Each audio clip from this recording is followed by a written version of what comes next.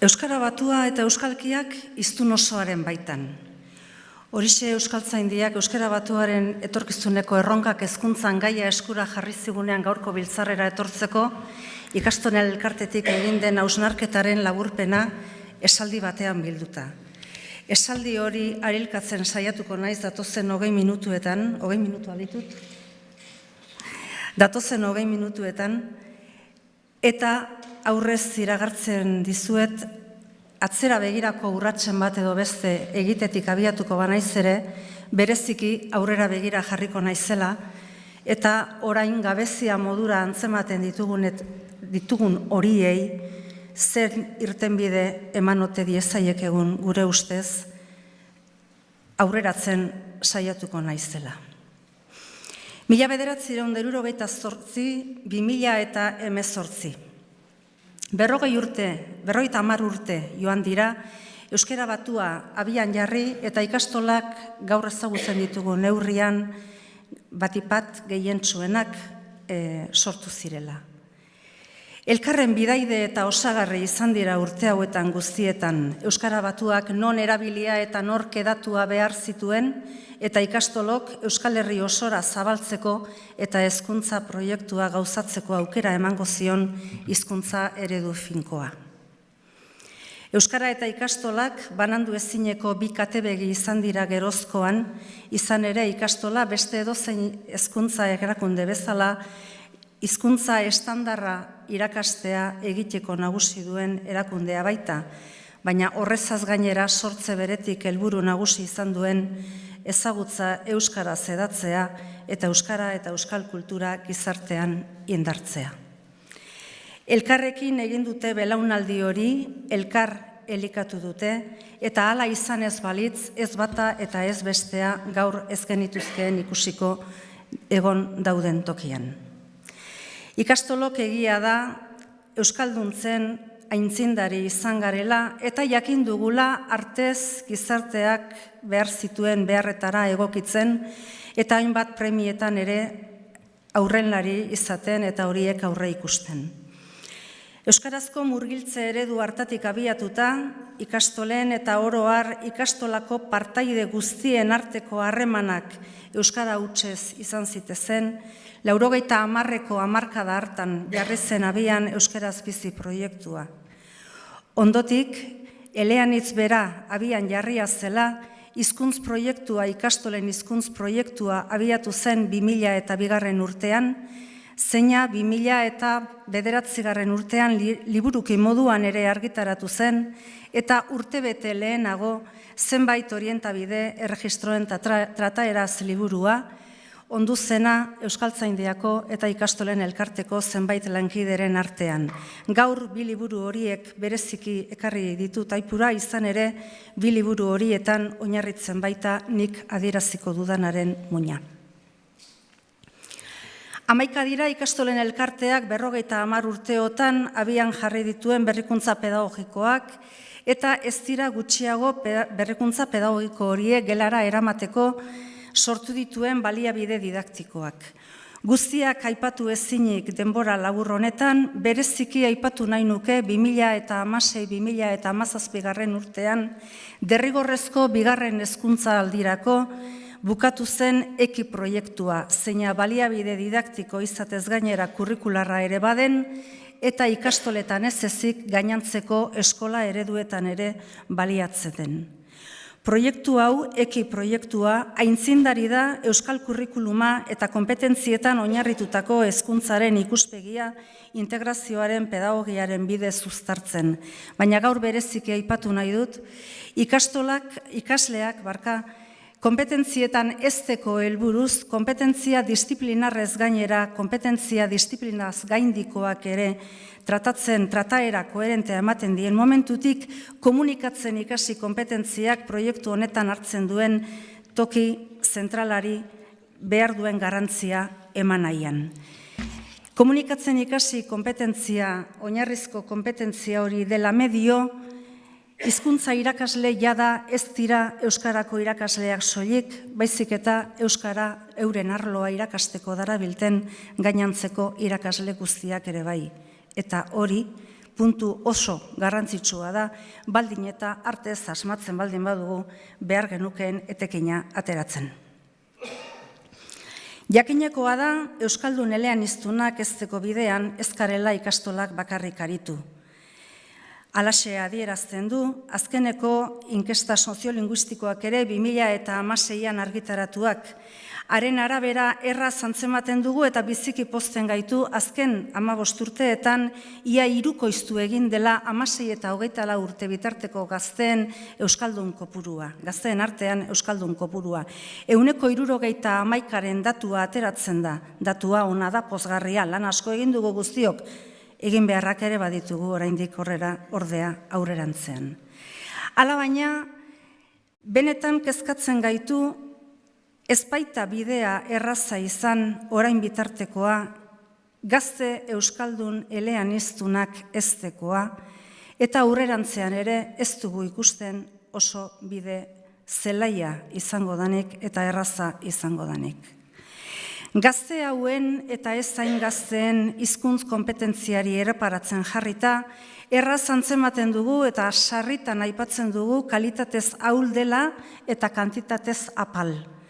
Kalitatea zaul diogun horretan, ia esan indarri gabeko hizkera darabiltela, gauzatzen ari diren ekintza komunikatiboarekiko inungo koherentziari gabe, hizkera formalari, zein ez formalari, zein tokian tokiko eta euskalkiari dagozkion formak nahasian darabiltzatela, eta ondorioztatzea ez dugu hain zail, kantitatez ere apal darabietela. Ez dute nahiko eskolako zereginetatik, ikaskuntza hizkuntza izatetik, bizitzako hizkuntza izaterako urratsori zail zaio gazte bati eta ez zain gazteri ere ematea.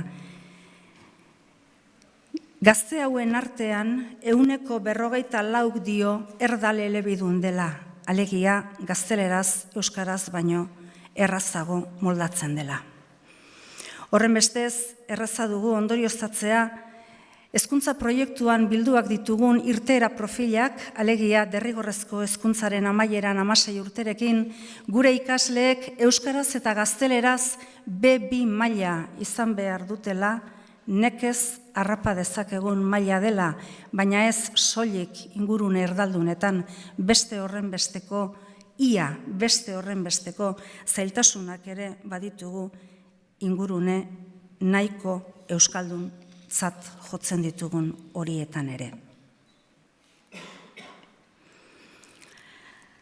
Ajeak aje eta ajeak datuetan bilduak ditugu, azken ebaluazio diagnostikoak ere bistaratu zituen batzuk, ezken duke aipatu gabe utzi nahi azken bolara honetan gizartean areagotzen ari diren bi joera. Bata, euskara batuaren edota hizkera jasoaren kontrako eta tokian tokiko hizkeren eta hizkera ez formalen aldeko joera, edo sarritan hizkuntzaren naiz ahozko, naiz idatzizko erabilera zabarrarekiko axolagabekeria bezala bistaratzen den jarrera. Hitz batean esan da, euskara batuaren eta euskalkien arteko halako nolabaiteko talka edo buruzburuko bat.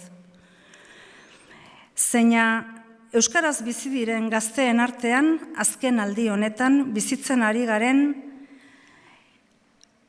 hizkera formalean egin beharreko edo egoki litzatekeen ekintza komunikatiboetan hala eskatuzkero, alegia, hizkuntza eredu idatzitik gertueneko forma erabiltzeko ahozkoan, kontrako jarrerak adierazten dizkigute, erakusten dizkigute, argudiatuz askatasunaren kontrakoa dela alegia ahozkoan norberari ez uztea derizkion moldean egitea.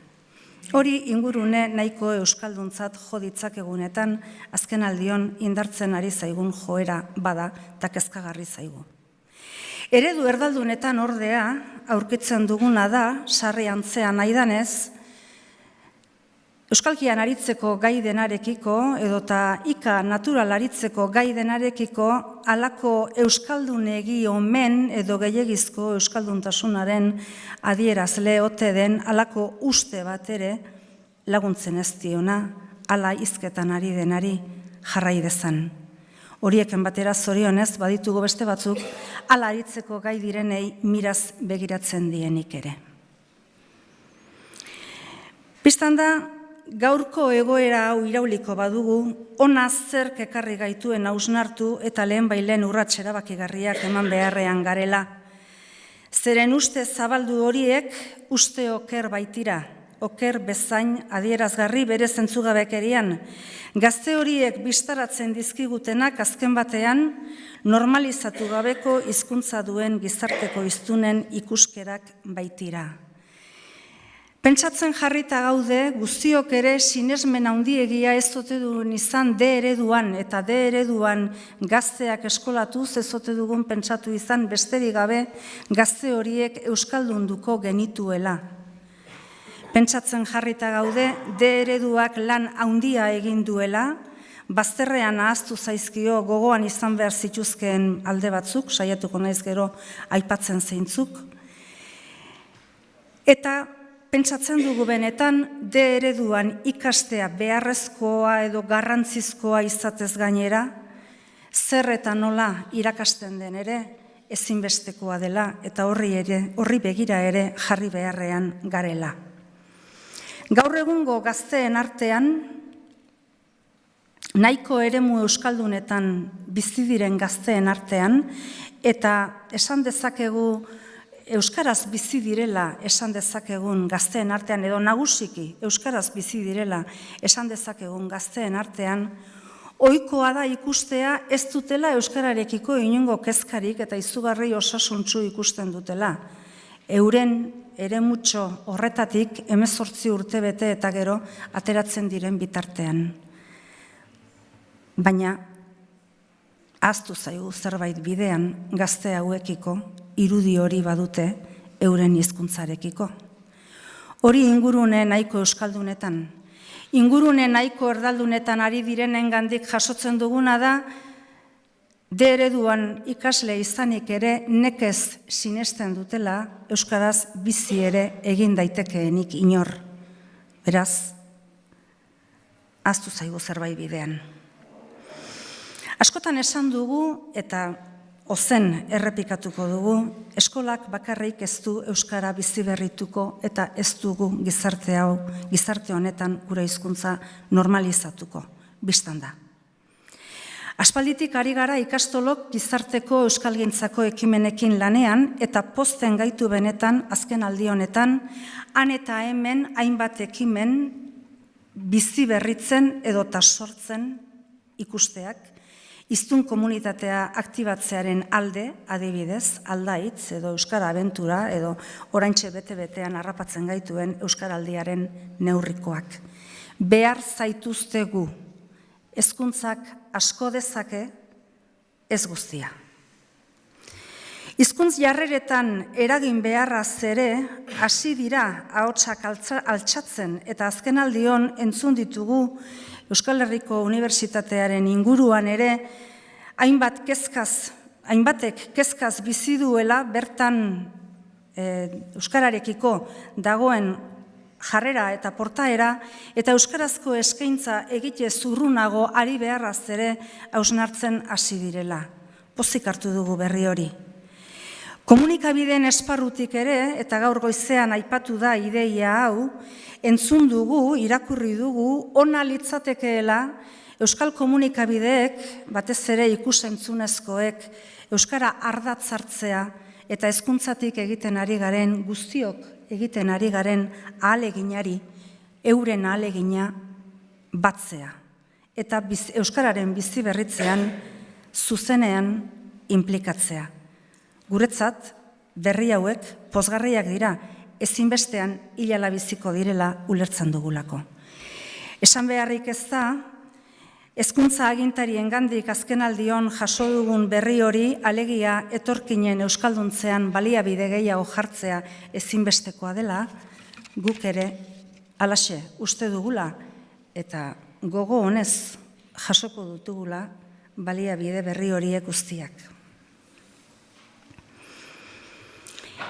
2018 hau, Arantzazuko harri arte honetara ekarri gaituzten urte hurrenen anparoan, Euskararen biziberritzean 60garrenaren eta 70garrenaren inguruan izan zen inflexio puntu bihurtzea, haren tankerako inflexio puntu bihurtzea, litzateke gure nahia agian ametsa da. Baina azken 2 egun hauetan, atzota gaur hemen, entzun dugu 11 proposamen horiek gauzatzeari lotzen bagatzaizkio, agian 50 urte barru, hemen elkartuko direnek, guk gaur duela 50 urte hartu ziren erabakiak goraipatzen ditugun bezala goraipatuko dituzte. Ez dut esan nahi lituzkete. Ia egia den.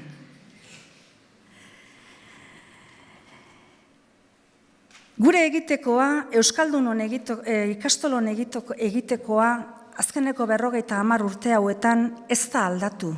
Gu sortu ginen Euskara normalizatzeko, eta Euskaldun ezteko, gazte Euskaldunak ezteko.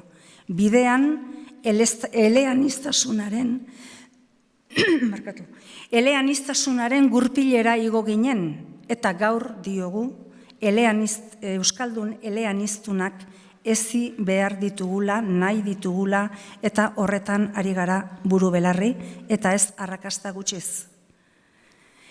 Ez dugu horren beste arrakasta, euskaraz ere hiztun oso izan daitezen jarriak ditugun helburuetan eta lortzen ditugun emaitzetan. Gure ustez benetan une hau, gaur egun bizi dugun unea, gizartean bertan ere kezka biziki nabarmena delako, unea proposa da oroar hezkuntza osoan, baina ni ikastolen izenean ari naiz hizketan une honetan, eta beraz ikastolen hezkuntza proiektuaz hitz egingo dut. Egoera honetan, une honetan, ezinbestekotzat ikusten dugu ikastolen hezkuntza proiektua egoki ardaztea despistatu gabe, pago handien enborren artean gabiltzala, gora begira jarrita zeruan nekez ikusten da. Eta, pentsatzen jarrita gaude, agian, hainbeste egiteko ditugularik ikastolok eta eskolok oroar sarritan ahaztu egiten zaigula, ikastoloi behintzat lehenengoa zaigun egitekoa. Ardaztu esaten dugunean, esaten dugu, alegia, hezkuntza proiektuan idatzita daukagun profil hoietara heltzeko bide egokiak jartzea. Badugu tresna aparta, hasieran aipatu dudana, hizkuntz proiektua, ikastolen hizkuntz proiektua. Hizkuntz proiektua biziberritu beharra ikusten dugu gaurkoz, ezin garelako gelditu eleaniztasun neutroan edo elebitasun orekatuan edo pentsatuz besterik gabe ikasle eleanitzak ezten ditugun horretan, ikasle horiek euskaldun oso izatera iritsiko direnik. Bereziki kezkatzen gaitu eta bereziki dakarkigu gogora gaur hizkuntz proiektuaren biziberritzea ezinbestekotzat izatea, garai erabakigarrian ere bagarelako. Euskalgintza osoa dago azken finean garai erabakigarrian transizio betean gaude. Euskararen normalizazioan eta Euskara batuaren zabalkundean eragile aktibo izan diren eta garen asko, belaunaldi gazteari bidea irekitzen ari gatzaizkio. Hotxe, guk ereindako hazia jaso duten horiek ditugu, etorkizun hurbilean euskalduntzeari segida emango diotenak. Hezkuntzaren esparruan ari garela, ezinbestean aipatu beharra daukagu irakasleok dugun garrantzia, irakasleok jokatzen dugun paper ordezka ezina, batetik euskara zuzen eta egokiaren erreferente bezala, eta bestetik hizkuntz jarrera eta portaeretan eredu izan beharrean. Gaur egun, eskolatzen ari zaizkigun ikasle askorentzat euskara bigarren hizkuntza den neurri berean, ikastoletara datozkigun irakasle berri askorentzat euskara bigarren hizkuntza da. Eta badakigu guztiok, zaila dela nortasuna bigarren hizkuntzan eraikitzea, eta are eta zailagoa bigarren hizkuntzan hiztun oso izatea. Hizkuntz proiektua biziberritu beharra diogunean, esan nahi dugu zehazki, hezkuntza komunitatea daukagun premiaz ohartarazi beharra daukagula, eta hezkuntza komunitatea da, hain zuzen, guraso, irakasle, profesional eta ikasle. Irakasle eta profesionalentzako prestakuntza lerro iraunkorrak abiaraztea hezkuntza erakundeen babesean lehentasunezko premia bezala ikusten dugu gaur egun, bi zentzutan. Bata, hizkuntz gaikuntzari dagokionez, eta bestea soziolinguistikari eta hizkuntz jarrerei buruzko ezagutzetan sakontzeari dagokionez.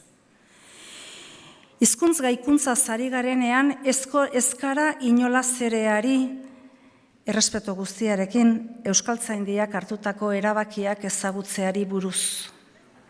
Horiek ezagutu behar dira, baina ez da nahikoa. Hizkuntz gaikuntzaz ari garenean esan nahi dugu bereziki, askotariko komunikazio ekintzatan zuzen eta egoki aritzeko hizkuntz gaitasunean trebatzea. Eta hor,